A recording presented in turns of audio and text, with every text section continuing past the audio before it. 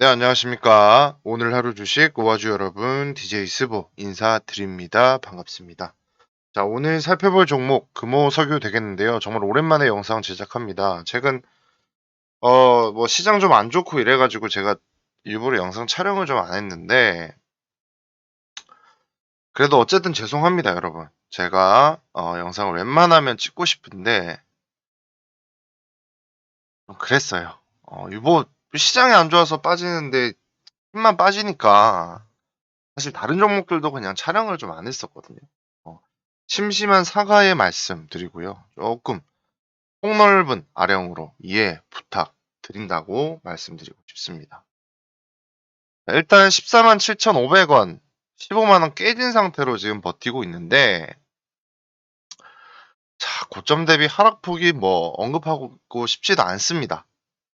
굉장히 긴 시간 이렇게 조정받고 뭐 또 거기다 엎친 데 덮친 격으로 시장이 좀 안 좋아지고 있는 상황에서 주가가 내려가다 보니까 외국인들은 조금 그래도 좀 담아가고 있는 듯한 모습을 나타내고 있어요. 지금 시장에서 굉장히 좀 주요 이슈로 대두가 되고 있는 게 금호석유의 어떤 그 가장 주요 쟁점으로 이제 엔비라텍스 수익성에 대해서 이야기를 하고 있어요. 엔비라텍스. 그러니까 엔비라텍스라는 게 사실 그 전 세계 최고 수준이죠. 어디가? 금호석유가. LG화학이 한 3위 정도 됩니다. 근데 지금 여기에서 제일 중요한 이야기가 어떤 거냐면 금호석유가 만들어내는 엔비라텍스 가격 자체가 영업이익률이 굉장히 많이 줄어들었다라는 이야기가 나오고 있어요. 근데 여기에서 또 중요한 쟁점이 그 말레이시아 공장 자체가 사실 공장 가동률이 굉장히 떨어지고 있었거든요. 작년 7월에서 10월에 확진자가 막 하루에 1, 2만 명대 이렇게 계속 나오면서 지금 우리나라랑 비슷하죠. 공장 가동률이 쭉 떨어졌어요. 그런 이야기가 나오면서 그런 상황이 나오면서 뭐 많이 좀 안 좋았었는데 이게 좀 점점 정상화가 되고 있습니다. 말레이시아는요. 근데 이게 또 돌고 돌아 가지고 오미크론이 퍼지면 또다시 진행이 될 수 있거든요. 그렇지만 제가 솔직히 엔비라텍스에 대한 마진율을 함부로 단정 짓기는 좀 어렵다고 봅니다. 왜냐면 이건 뭐 워낙 그 전 세계적인 뭐 수요나 가격에 의해서 왔다 갔다 할 수 있기 때문에 제가 이거를 정확하게 예측하는 것은 상당히 어렵다고 봅니다. 근데 엔비라텍스의 그 장갑의 원래 주 목적은 의료용이었습니다, 여러분. 의료용. 의료용이었는데 이게 지금 점점 굉장히 많이 쓰이고 있어요. 실질적으로 뭐 요식업에도 쓰이는데 요식업뿐만 아니라 일단 그 뭔가 조심스럽게 만들거나 아니면 청결 혹은 손을 보호하기 위해서 정말 많은 곳에서 쓰고 있는 게 바로 라텍스 장갑입니다. 어.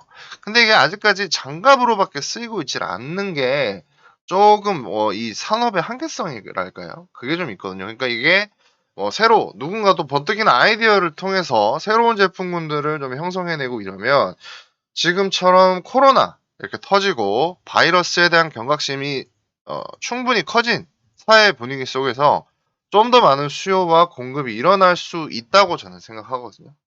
그리고 하나 더 말씀드리지만 제가 저번에도 말씀드렸죠. 여러분 마스크를 예로 들어볼게요. 마스크를 예로 들어보면 여러분 마스크 코로나 종식 때도 사람들이 이제 앞으로 많이 쓸 겁니다. 특히 그 영유아기 친구들 지금 굉장히 민감한 5에서 10세 사이 있는 유아기 친구들은 우리가 지금까지 살아온 세대들에 비해서 매일 마스크를 쓰는 게 어떻게 보면 생활 속의 하나의 그 중요한 수단처럼 요인처럼 작용하고 있다라고 저는 보고 있거든요. 왜냐면 우리가 나이가 들어서 갑자기 마스크를 쓰는 것이랑 그 어린 나이에 마스크를 쓰는 것이랑 굉장히 다르다고 생각합니다. 제가 이 말씀을 왜 드리냐? 실제로 그 마스크에 라텍스가 좀 들어가기도 하고요. 그리고 거기에 더해서 이 아크릴 장갑, 아니 아크릴이 아니죠. 라텍스 장갑 이런 것들도 분명히 지금 여러 가지 산업군들, 뭐 조그만 가게부터 뭐 여러 가지 회사들에서 산업군에서 쓰일 텐데 이것도 앞으로 사람들이 계속해서 관성의 법칙이라고 하죠. 이게 한번 써놓으면 수요는 좀 급감까지는 아니에 떨어질 수는 있어도 이 어느 정도의 파이 규모는 계속해서 이어나갈 가능성이 저는 크다고 봅니다. 그러니까 이 그 스탠다드가, 그러니까 위생에 대한 스탠다드가 어느 정도 이제 높아진 상태로 우리가 삶을 살아가게 된다라고 좀 볼 것 같아요. 옛날에 뭐라고 했어요? 음식은 이꼬르 손맛이다 라는 이야기 있었는데, 이제는 이런 이야기하면 미개인 취급받죠. 여러분들 그 음식 예능 이런 것들 할 때 장갑 안 낀다고 뭐라고 해요. 그 손 들어온 거 가지고 뭐 하냐고. 그냥 불편하신 분들이 많더라고요. 예, 그분들을 뭐 잘못됐다 못됐다 이거를 떠나서 그만큼 우리가 어떤 것들을 행할 때 라텍스 장갑 같은 것들이 좀 더 필수화되고 있는 상황인 것 같습니다. 그럼 우리가 이런 내용들을 바라볼 때 충분히 유추해 볼 수 있는 사항들은 있지 않겠습니까? 어, 그런 걸로 사료해 봤을 때, 아, 분명히 이 라텍스 장갑이라던가 이런 라텍스 소재에 대한 것들은 앞으로 뭔가 깔끔한 그 바이러스를 좀 막아주는, 아니면 이물질이 섞이게 되지 않는, 오염되지 않게 하는 용도로서는 계속해서 쓸 가능성이 있겠다라고 알아볼 수가 있는 거죠. 그런 면에서는 크게 걱정이 없거든요. 근데 그리고 이제 또 하나 좀 말씀드리고 싶은 게, 아무래도 ESG 경영이 생각보다 중요시 되고 있었습니다. 근데 뭐 친환경 강판을 달려고 뭐 석유화학 기업들 많은 노력을 하고 있는데, 사실 여러분 친환경, 제가 뭐 늘 말씀드립니다만 친환경 할 수 있는 산업에서 친환경을 해야죠. 그게 안 될 수도 있는 거죠. 왜냐면 기업 입장에서는 이윤 추구를 해야 되고, 물론 사회적 책임도 져야겠지만 원래 있던 설비 시설, 공장 시설들을 갑자기 친환경으로 어떻게 다 바꾸겠습니까? 그렇잖아요. 어. 사실 대부분이 겉만 번지르르한 ESG 경영을 하고 있는 상황에서 이거를 그냥 뭐 이야기하기는 좀 어렵지 않나라고 말씀드릴 수 있습니다. 그리고 이제 한 달여 정도 남은 것 같아요. 주총이 남아 있는데, 지금 예전에 그 뭐 박철환 상무라던가 아니면 지금 뭐 상무 아저씨라던가 이런 뭐 경영권 분쟁 이야기가 조금씩 다시 흘러나오긴 하는데, 솔직히 그건 아직 어떻게 될지 모르겠습니다. 지금 박철환 상무는 그 자기 이제 형제 자매들에게 주식을 증여를 했고, 그게 과연 진짜 경영권 방어로 쓰일지 아니면 그냥 뭐 그냥 진짜 증여를 해서 인척 활용하는 게 아닌 건지, 그거는 아직까지 뭐 미지수거든요. 그러니까 쉽게 그건 판단할 이유가 아닌 것 같아요.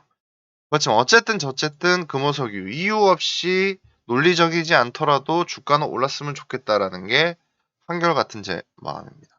금호석유 주주 여러분들, 뭐 설날도 지났고 또 음력으로 새해도 지났지만, 다시 한번 새해에는 좀 더 좋은 소식, 2022년에는 좀 좋은 소식 좀 들려와서, 이 뭐 탈출을 하시든 익절을 하시든 그런 순간이 좀 빨리 왔으면 좋겠습니다.